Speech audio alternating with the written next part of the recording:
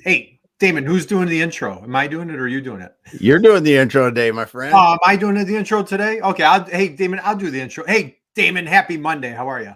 I'm doing great, Kurt. We're ready to go. Man, how was your weekend? It was great. It was great. My goodness gracious. Couldn't have been any better. What an honor. What a thrill. What a privilege we have. Just somebody extraordinary. I'm just going to say extraordinary, Damon. Okay. Are you ready? Are you sitting ready for this one? Jessie Schwartz, good morning, good afternoon, happy Monday. How are you? Good morning. Doing well, thank you. Also had a remarkable weekend, so we're all in the same place. Nice. So let's hear about the weekend, Jess. What went on in the Schwartz household over the weekend? We went way up north. Yeah. North? And we went to a cabin. Yes, exactly. Throw a little bit of Minnesota accent in there for you. No, we were at a cabin. We did a bunch of tubing. Got a little drone, so we were doing some drone flying. Nice. It's still in one piece, so that was great. And just enjoyed the great outdoors, because we all know in Minnesota there's only like a couple weeks where it's warm, right? The rest of the time it's snowing. Yep. Well, then you have a few mosquitoes too when it gets warm. Oh yeah, the size of birds up here. Yeah. Just one or two, Damon, right? Just a couple. Yeah. No, I've been in northern Minnesota where you're talking about, though, Jesse. It's awesome this time of year. It's great to get up there, like you said, tube and kayak and whatever you're going to do. There's so many good things to do up there. That's awesome. All right. Well, good. And all the kids survived. The full Schwartz family survived the drone, survived the tubing. Everybody, everything survived. It was a good weekend. No emergency room visits. Awesome. All right. Well, let's dive in. We have a ton to cover. And Jesse, I had the honor and privilege. I believe you and I connected through Dave Chrysler.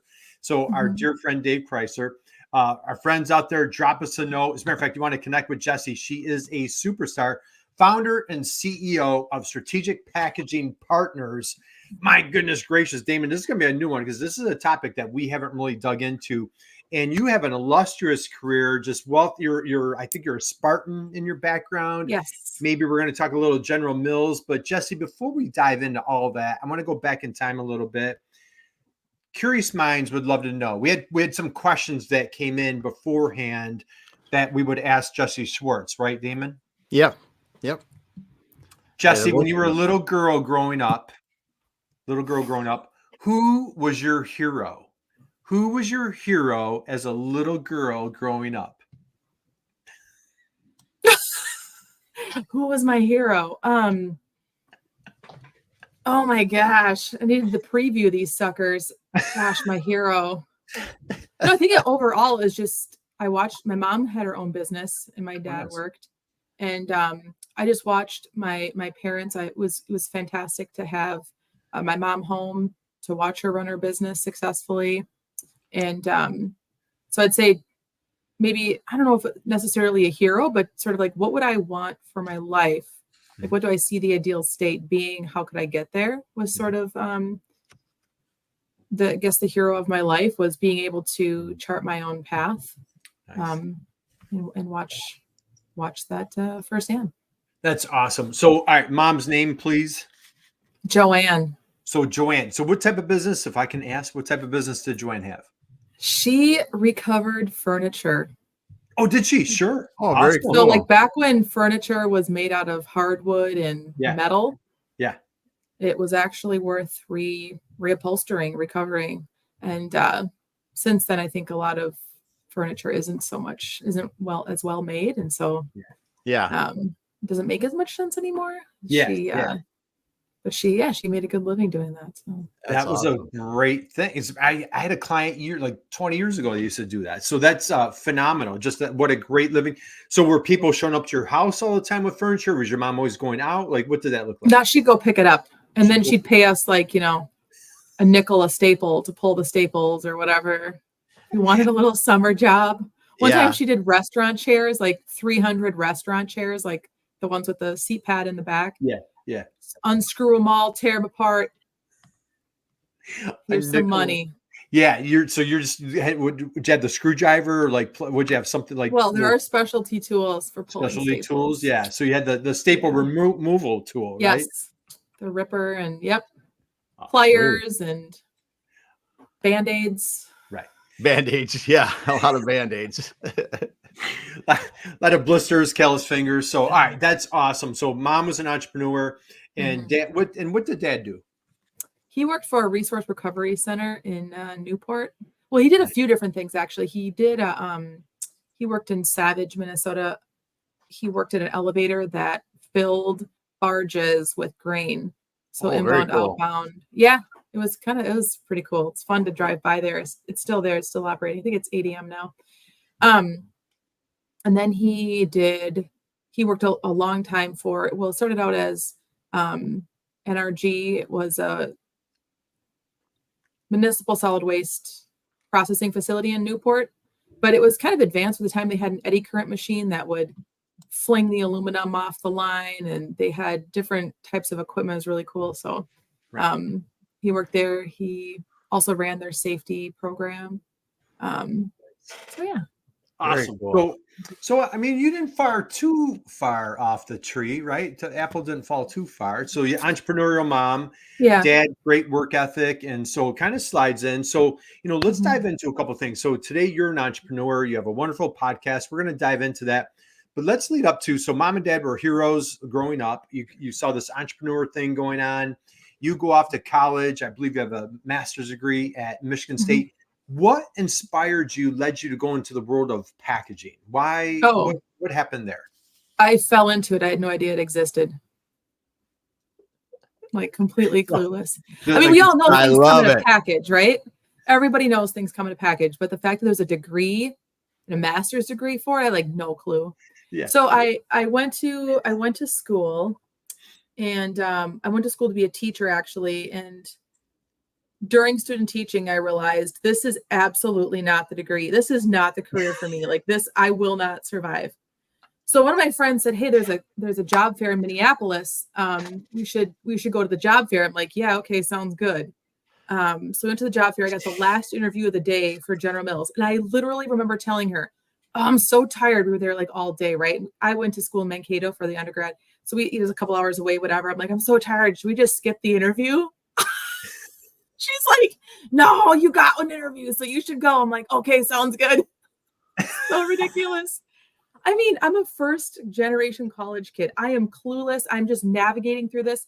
And I made really good decisions. I did decide to stay, and I got a job at General Mills. I worked there for a couple of years, not in their technology division or their R&D division rather, but a couple of years into my career, I'm like, okay, this is not really digging this. It was customer service. So I was doing corporate customer service, logistics, accounts payable, accounts receivable type stuff, coupon fraud.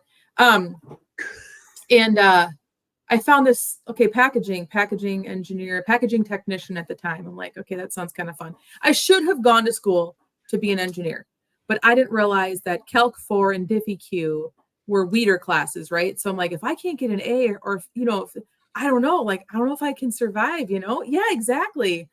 Oh, so I did, thank God I stuck with science though. But anyway, so I went over to packaging, and I'm like, oh, this is kind of cool. It's kind of engineering too, which is kind of cool. It's kind of what I wanted to do.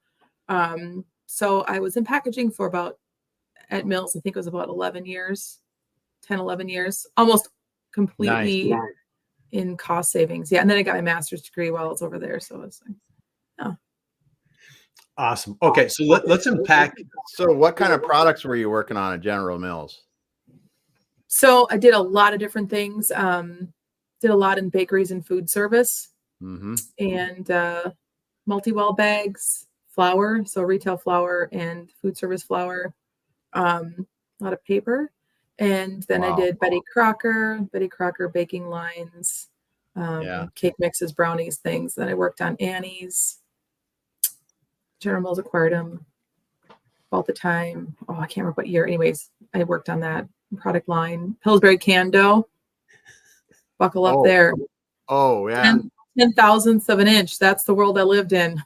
Yeah. Well, it's crazy the technology that goes into the packaging for the consumer goods around us every day. Just a thought of, I watched some video, someone was showing how a paper cup really has a plastic liner in the inside of it too. You don't even notice it, and things like this. But when you look at, like you said, just a bag of flour, bag of sugar that comes to you, it's not just a paper bag. There's a lot more thought that goes into it, and that to keep that product fresh and like it's supposed to until it gets to you. So, yes, you're right. Wow. Very cool. So let's think about this one for a second. Okay. Just think if you skip that interview, Jess. I mean, just like, I mean, yeah. I don't even want to. We're not going there. Isn't it? I mean, it didn't. How many times in life, if you guys remember, there's a lot of stories, or, there's a movie, Sliding Doors, I think it was Gwyneth Paltrow. She's running down the subway stairs, and she catches a subway is one side of the story, and then she misses the subway is the other side of the story. Oh. A little bit more dramatic. Sure. Of, gee, do I turn left or I turn right? In your case, it's like, let's blow off this, I'm not in the mood. I'm tired, like, let's not go. And just think, like, your whole career trajectory is completely different if you just make that one decision and not go to the interview. Yeah.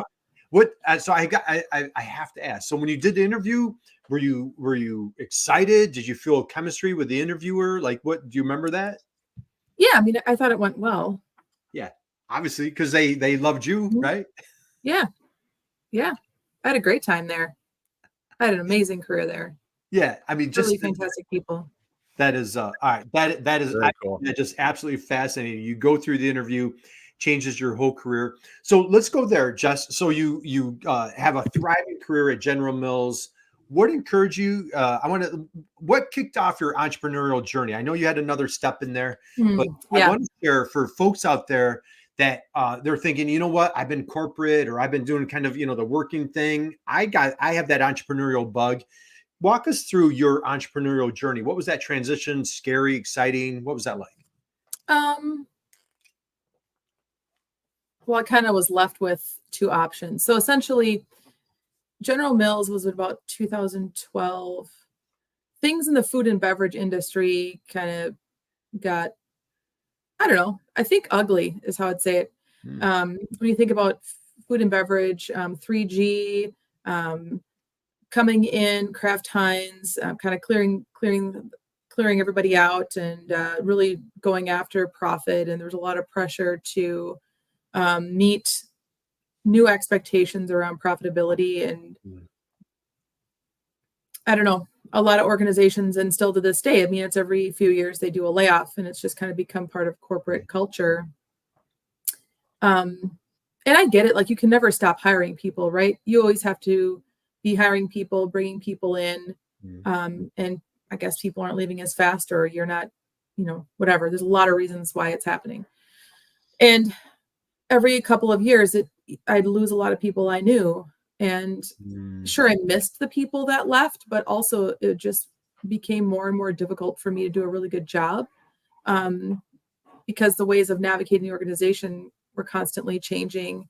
And I just didn't see a lot of, wasn't sure how I could leverage my career to get the experiences that I want and the education that I wanted in different divisions or product lines. Even switching potentially what I did day to day from engineer to maybe somebody in ops, things like that. And I just made the decision, like, okay, I'm gonna leave. I think I'm good. And that was scary, I think. And I remember calling my parents and telling them that. I'm like, I'm gonna start looking for something different. They're like, what? Are you insane? I'm like, slightly insane, yes. And also, I just have to do this, right? And you look around, and there's a lot of people who move around, right? Like, people who are, they work in packaging. Let's say they're packaging engineer. They spend 5 years here, 5 or 6 years there. And honestly, part of that it's not bad. You're learning a lot of different things, and you're able to kind of transfer knowledge that you've gained and help a lot of companies, But anyway, so then I ended up leaving, and I was looking for something part-time, because at the time I had 4 kids.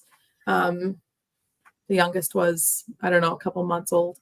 And so I ended up finding like a small company, local company to work for. And then they did layoffs like a year after I started. And they're like, first in, first out. They didn't FIFO me. Or last in, first out. That's what it is. First out. Last in, first out. Like, sorry. They life owed you. Yes. So then I was kind of left with a couple of choices, basically 2. I guess 3. Find something else part-time, find something full-time, or don't go back to work. Well, the third one was definitely not an option. So I was like, well, if I still want to keep a flexible schedule, I still want to work kind of part-time-ish, I'm just going to see what I can do on my own, at least from a flexibility standpoint, right? Maybe it could work while the kids are in bed if I needed to, whatever. So that kind of launched me into, okay, I'm going to start an LLC and see what I can do. Mm-hmm. So then I did that. And then I started calling a lot of people and asking them if they have any work. And that worked. That worked for a couple of years. And then I realized, okay, I want to do things a little differently. I see needs in a different way. I want to organize in a different way. I want to do more, help more people find great jobs, help more companies find more companies that need help. And it's really hard to work in a business and not a business. So then I transitioned to, okay, I'm going to lead this group of engineers, and we're going to go out and solve all the packaging problems in the world. So, wow, there's a lot of talking. Yeah. That's what you're here for. Awesome. You know? It's awesome. It's so I'm loving every minute. So, all right, so let's dive in. So, your entrepreneurial journey, you are a packaging engineer. Walk us through. So there's manufacturer out there, except, for our show, Manufacturing E-commerce Success. I know back in my e-commerce days, Damon, a huge portion of my time was spent trying to lock down right size boxes, right size this, that. Oh yeah. I wish I knew a Jessie. Jessie, kind of share your superpowers, how you make the world a better place. Let's walk through your process on how you help manufacturers figure out this whole packaging thing. Yeah, absolutely. So I think to step back and just take a look at packaging as a whole for organizations. Typically, you've got companies spending a lot of money on the product that's in the package, as well as the marketing, like how this product is going to show up on the shelf, how it's going to be differentiated from competitors, and get people to pick that up, package up, and hopefully buy it. A lot of times, the actual structure that it goes in is an afterthought. So it's like, okay, we got all this other stuff, the product right, we get the branding right. Okay, now just go find somebody to make the packaging. And that's kind of a problem. And I think as we see the current inflation, the cost of goods sold is just kind of bananas. Everything has gone up, and it's more important now than ever to take a look at, okay, what is happening with packaging? How is it a strategic spend, or is it just kind of an afterthought spend? And I think for a lot of companies, it's a tricky question. Because you look across an organization, and packaging, right, impacts everybody, right, from procurement to operations to quality to logistics. Oh, yeah.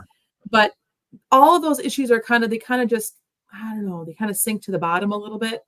And they don't always, the issues with packaging don't always rise up to impacting KPI the way most companies are looking at them. And so it's really important to take a look at, okay, what's happening. What's happening for shelf? If it's a food product, what's happening to the product during shelf life?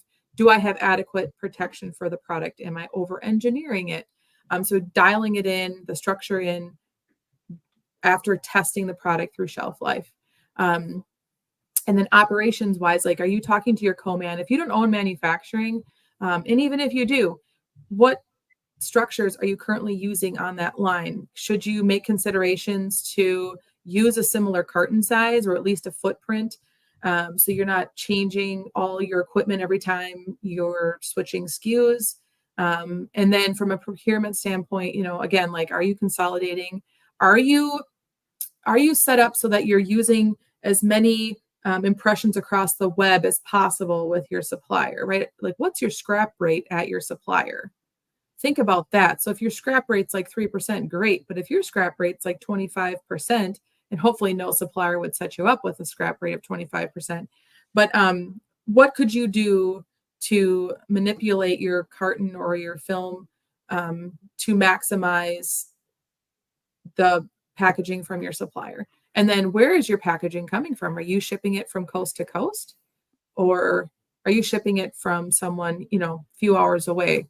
And those are types of questions I think when I say them, people are like, oh yeah, that makes total sense. But there's so much else going on that unless you have packaging representation, those types of questions, they don't get asked because everyone's kind of just focused on what their deliverables are. You know what I mean?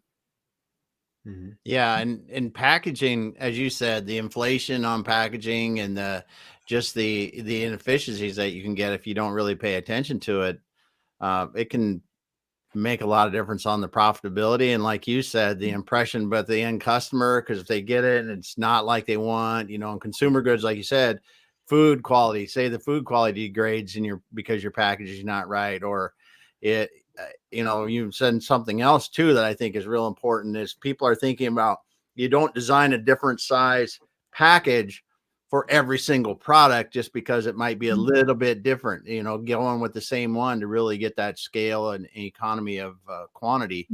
Just so many things you can do. Yeah. I mean, everything that you're working on has the impact to go right to the bottom line. Yeah. And for people that are doing significant volume, that bottom line can be a significant number. So when you walk in, so Jess, were you kind of laying out like a little bit of a checklist? Like, so when you walk into a client, do they Damon, we always use that line, not even sure what problem you have, I don't know what I don't know. When you walk into a client, is there a situation where they know there's a problem, don't know where to start? Like, how are you playing detective? What's that look like? Yeah. So a lot of times, companies are siloed. And even though people try not to be that way, they kind of are inherent because you have specialties, right? And so you talk about packaging going across all the specialties. We end up having a lot of discovery conversations around, okay, how do we dig into the data, right? So we do discovery conversations like that, or sometimes we do site assessments, and we're strategic about the site assessments and who we talk to. But really, the idea is you've got the C-suite, senior leaders, they have their KPI or their metrics, right? So that's what they're delivering. And if they're missing on one of those metrics, they got to go a layer deeper and say, okay, my throughput, or if you're in operations, maybe you care about hitting target cost, hitting throughput, and reducing changeovers, whatever. So then if you're missing your KPI, you got to figure out, okay, which one of those KPI do I need to dig further into? Because unfortunately, the conversation, the data exists like 2 or 3 layers below, right? The conversation or the data that the senior leaders are getting. And so you dig into the KPI, which specific one are you missing? And then, okay, what products are causing you to miss? Because there's typically a family of products, a certain production line, perhaps a certain shift that just doesn't perform the way it needs to, and it just drags everything down. So we like to come in and really get into the detail. And it's funny because I had one client say, well, if you're just going to come in and tell me that I should spend $10 million on a new line and then I could be more efficient, then I don't want to talk. And you're like, that's fair. That's totally fair. I would never do that. I don't know. Like, I think consulting agencies or consulting companies maybe get a little bit of a bad rap because it's like, well, you're just going to come in, tell me what I already know, and tell me that what I already know costs me, tens of millions of dollars. Whereas I think there's a lot of scrappy, we're just a scrappy company that's like, okay, what could we do with what you already have to save money? And we can start the conversation in that discovery call to kind of dig into like the data and then go to the site or start a project with, whatever products are causing trouble. And that's kind of how we approach it, but really getting deep into the data is key. What's if you could share, what did you have we use the word like avatar, ICP, ideal client, like what size manufacturer do you feel that you can really move the needle for? What's that look like? So our primary group of clients is, mid-market to enterprise. So 500 million plus. And it's manufacturers, it's organizations that own their own manufacturing, it's co-mans, then it's also private equity.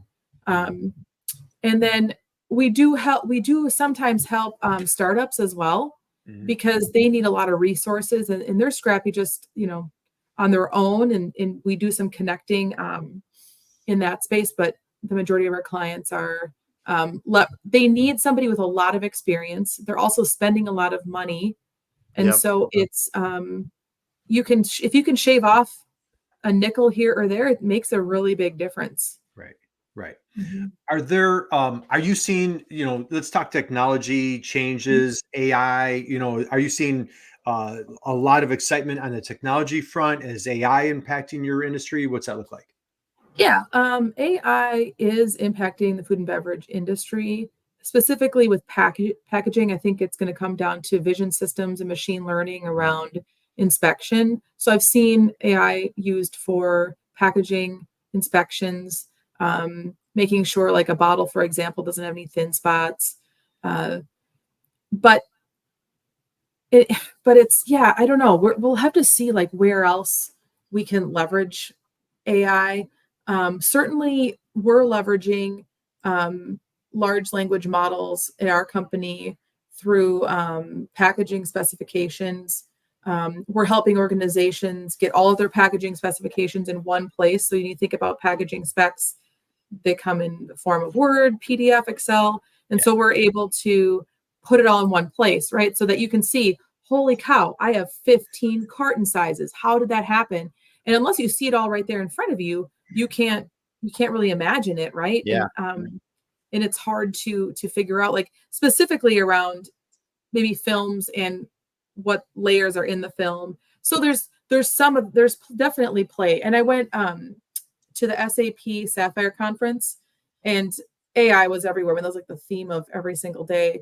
And so around information systems specifically, there's a lot of ways to query data and to use AI to help you. Like there was this one scenario where the SAP scans news articles, found that there was a bridge out or a storm in this one area, correlated it with vendor locations, and popped up, like in the morning, you'd see a pop-up that said, hey, storm, you might be out. Where else can you get this product, and make suggestions for you? So really becoming kind of that assistant to preventing issues. So there's a lot in that's coming into the marketplace. Nice. Okay. So technology is exciting. Your entrepreneurial journey, what's it been like? We had an entrepreneurial family on the show on Friday, the husband and wife, and they were kind of kidding around. Hey, entrepreneurship's a little bit, it's up, it's down, it's up. It's, you're at one of the largest corporations in the country.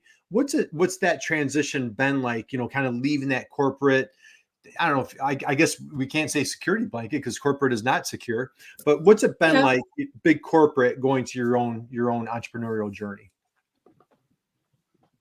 It's definitely a wild ride. Yeah. Mm-hmm.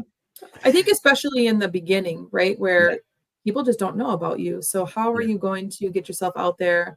Yeah. How are you going to make it known? Because I think we talk about part-time, fractional. I think we're kind of fractional, but that's not really a term. People are kind of picking it up, but not familiar, I don't think, with how it works. And organizations are now, I think, to the point where they're open to talking about different ways of getting work done. So like, hey, I have a strategic project. It's going to last 9 months. Their first thought isn't, I should go see who could do this. And I could have expectations of somebody that has 20 years of experience who could jump right in and help. People aren't thinking like that yet. They're thinking, okay, my fixed number of resources, so then I'm just going to prioritize work that way and see if I can get it all done by shuffling it around my team. So there's definitely like an education piece to like, hey, you could actually hire experienced people to do the work, right? Like we're not consultants that come in and tell you what you already know. We'll come in, talk about what you already know, help you prioritize it and get the actual work done. So that's definitely a piece that we find ourselves educating people on, like, hey, it's a different way of working than a lot of people have thought about. And then I think being an entrepreneur, you think that when you're in corporate, you do these little self-discovery things, and you try to make yourself better and learn your leadership styles, and you do all these things, which is cool. But then you get thrown into being an entrepreneur, and you're like, holy crap, this is like this is like you are getting schooled in personal development like you've never seen before. Yeah. It's wild. It's a circus. Oh. And so I didn't realize how cool the people were who survived being an entrepreneur. Like, wow, you've really done a lot with yourself. Like I automatically, I don't know, I kind of, because you have to know yourself really well. Then you have to know like where you want your business to go. And then you have to pick you have to open the right doors, right? And I mean, it's crazy. It's crazy. That's awesome, Damon. So now you can tell why I was so excited to have Jessie on the show, because like Jessie and I, again, thanks to our mutual friend, Dave Chrysler, and we just kind of became instant friends. And I'm like, man, she's really professional. I need to, but when you talk to Jess, she's like one of the funniest human beings I've ever met. And every time we get off the call, like my cheeks are hurting because she just, it's all between the lines. Like, she has the best sense of humor, and it's all between the lines.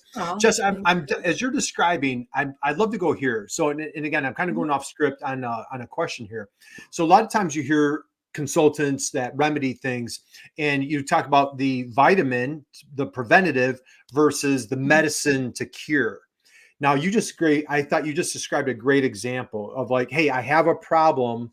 And I'm not thinking I need a 20-year experienced person that really knows, I just don't know that, because like, this is a new problem to me. How much would it be beneficial for you to be working with someone kind of on the vitamin side of being proactive, preventative versus, oh no, we have a problem, CEO's upset, or accounting, bottom line. Does that question make sense? You know where I'm? Yeah, it does.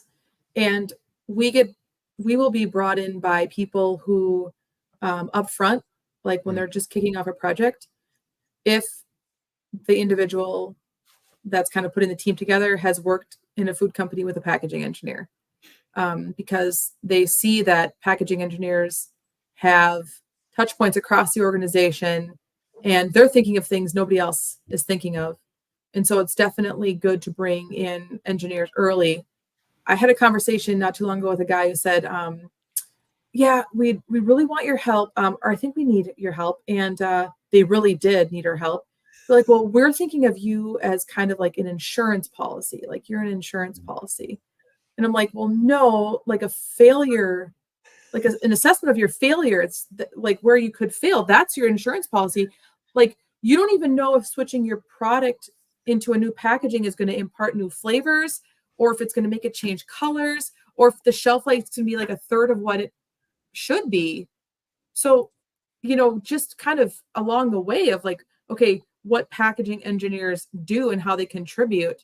It's interesting, depending on a lot of the person's background, like whether or not they inherently see the value or not. And sometimes it's like, okay, well, here are the things you want to watch out for. And then they'll go away and they'll come back and be like, oh my gosh, that was terrible. We screwed it all up. Can you come help us fix it? So yeah, I still think that there is a lot of leadership who sees the value in packaging engineers, like up front. They're still the early adopters of seeing that value, which is strange. But then when you kind of pair that with the fact that packaging is kind of an afterthought, then you're like, okay, yeah, it kind of makes sense. But if companies saw their packaging as sort of the strategic investment in their company, that's where you start like, okay, now we can start putting value stories together. But definitely it's better to take a vitamin. Absolutely. Yeah. No one wants scurvy. Very easy to prevent. Just take your vitamin C. Yeah. Yeah. Well, easy. And it's interesting to hear you talk about packaging, because you're working with consumer goods and things like that. And in my world, prior to doing what I do now, it was in the like contract manufacturing for big companies. And we had to be just relentless on packaging design, because if you're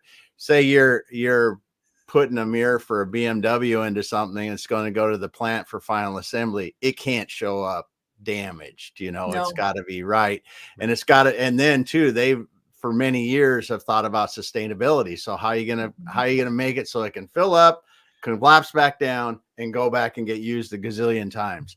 And and the farther down the food chain you get, the more important packaging design there plays a role, because the margins get thinner and thinner. Yeah. So yeah. Good stuff. Good stuff. Right? Damon, that's why so Jess, could you please, you have a podcast. Can you please share Yes. this podcast title couldn't be more perfect. What's the name of your yeah. podcast? That's how I used AI too. I asked Claude, hey Claude, what should I name my podcast? Something. So it's called The Packaging Therapist. Because that's funny. Nice. Mm-hmm. So yeah. So Damon, so what we encourage people to do is when you're in package crisis, you can get a couch, lay down on the couch, relax, and you can just go to the packaging therapist and you can just listen to her podcast and she's going to help ease your pain, right, Jessica? Yes. Is that or take a nap, either way. Or take a nap, one of the two. Yeah, so like the whole premise of the podcast is to educate people so that like if you think you want compostable material for your product, you can go listen to that podcast and it might not give you the answer, but it will give you questions to ask suppliers. So you're not just walking in like not knowing anything. So it's all about education and it's all about giving people information outside of a sales pitch. Mm-hmm. Yeah, I absolutely love it. So, all right, Jessica, we will start winding down. So we got Jessica, Jessie, we're all over the place, but let's start winding down. I know like you've got a lot of people, you've got a lot of therapy to provide here. So one question that I want to ask is we've been going into our entrepreneurial journey. And again, guys, what I'd love for you to do is check out Strategic Packaging Partners, connect with Jessie here on LinkedIn. As you can tell, she's just an amazing human being, just wonderful to talk to. Killer sense of humor and just a strategic partner with your business on all things packaging. Jess, curious minds would love to know here as you started your entrepreneurial journey. Say there's your younger self, a young entrepreneur out there, maybe an older entrepreneur out there, putting you on the spot. Are you ready? Are you sitting down? Are you ready for this one? I am sitting down. Yes. There's a chair back right here. What's the best business advice that you received as you kickstarted your business? What would you say is the best business advice that you have received? Trust your gut and read a lot of books, personal development books, leadership books. I think when you're an entrepreneur, it's really just you.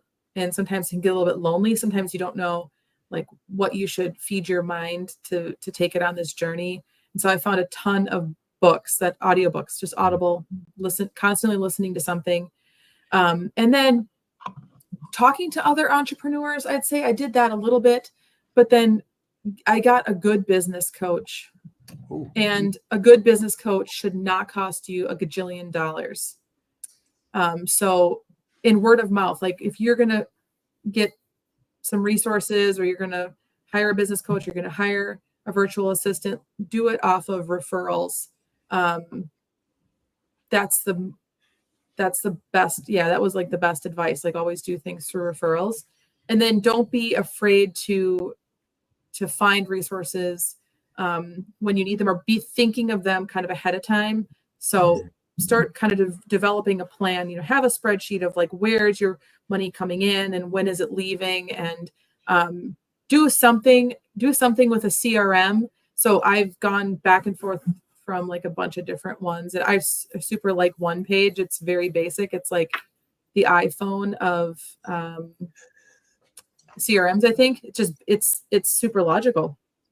But getting systems in place and trying to create some kind of consistency around when you do work and what that looks like, and put together like a little matrix of when you're going to post on LinkedIn, so you don't have to think about it. You just have to go look kind of like, oh, okay, this is a topic. And then you can just Google something or you can come up with something. But getting organized and never giving up. It's like that. Remember that picture of that frog that's like choking that stork that's trying to eat him? Yep. Do that. Awesome. That was a great visual, right? Thank you for that. I wish we had that image and we could pull that up. So, all right. So just to recap a couple of things there. Trust your gut, great instinct, right? Find those mentors, find other people that have been down the path. Love that. Great humility. Never give up. That's another great one, right? Cash flow. I heard you say, that's that's a minor detail, Damon, that we should pay attention to, right? Maybe what's going out, what's coming in. You might need to pay attention to that one, right? Yeah. Just a little bit. So, okay, great advice. Jess, as we wind down, what are you excited about for the future and packaging? And just share with folks again, how can people find you? Yeah, I'm excited about the future in packaging. I think it's getting more attention more now than ever. And so it's leading to a lot of great conversations. That's really helping a lot of companies out. And like you said, strategicpackagingpartners.com or on LinkedIn. Happy to have a call also with, entrepreneurs that maybe are thinking like, okay, who else could I leverage? What else could I do? Yeah. Happy to help out fellow entrepreneurs as well. Yeah, absolutely. Love it. Damon, your takeaways, your thoughts. I know you're a fierce, I saw you taking tons of notes over there. What are your thoughts on today? Yeah, I'm not going to go down the technical stuff of this because I think packaging actually started out in package design many years ago. That's what I did. But it's like you said though, Jesse, it's overlooked. It is so critical in so many ways. And I think people just, like you said, they come to the end, they've got a great product, we're ready to market and sell this, and they haven't thought about how are we going to get it to our customers. Mm-hmm. And that's like an afterthought. We'll throw it in something and it'll get there. Right. And just doesn't happen that way. Yeah, if they even get there. So, all right. So as we wind down, we strongly encourage you, we invite you, reach out to Jessie. She is the packaging therapist. She will help you with those vitamins, those preventative vitamins, so you don't find yourself in crisis. Jessie, you know what, Damon, I have one last question for Jessie. Mm-hmm. So, Jessie, you're coming to us live. You're coming to us live from the Twin Cities. Are you a Twins fan by any chance? Are you a baseball fan? I like the Twins. Yeah. You like the Twins? I saw. Did you see? I think your catcher was just in the Hall of Fame over the weekend. Did I see that correctly? Joe Mauer? Yeah.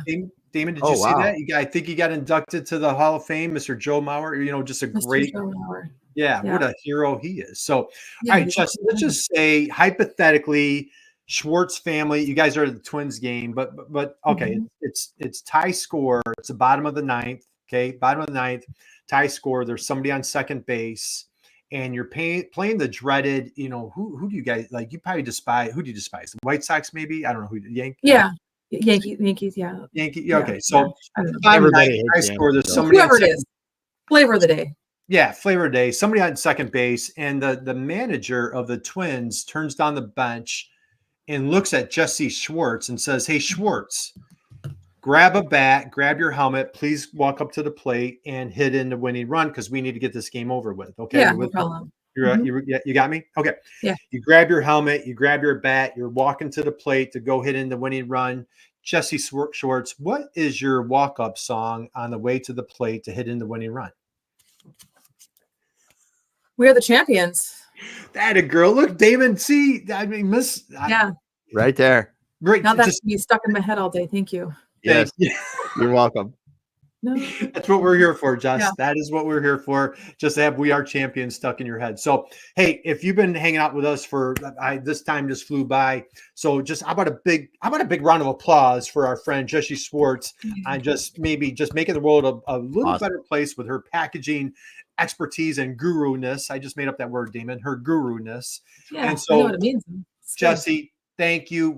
We applaud you. We commend you. You're we welcome. admire what you're doing. Thank you for your friendship. Thank you for coming on the show, sharing your expertise. And Damon, I think we're doing this again on Friday. Did you know that? Yes, we are, Kurt. We're doing this again. We're back again on. We're back again on Friday. So, Jessie, thank you. Hang out with us for 1 second. Hey, Damon, I think, do you have news? Is there a little course that you're promoting? Do you have news that you want to share with people? Or? Well, by golly, we do, Kurt. We just launched a live streaming course. You and I, we've done like 500 episodes of this stuff, and we were like, we get a lot of people asking, how do you live stream? How do you live stream? So Kurt and I actually produced a course. And if people want to learn more about it, we'll have the link to it in the show links. And we just laid out all the steps that we go through to do what we do. That's right. And as a matter of fact, Jesse, you and I talked a while ago. I think we need to talk about that little packaging course that you're going to put together, right? Yeah. Yes, let's do it. Let's do awesome. it. So, all right, guys, we're going to wind down. Have a wonderful, amazing, incredible rest of your week. And Damon, like we always love to say, just go out and be someone's inspiration, just like our dear friend Jesse was for us today. And we'll all make the world a better place. So we will see you here on Friday. Thank you. God bless. And we'll talk to you soon. Have a great week.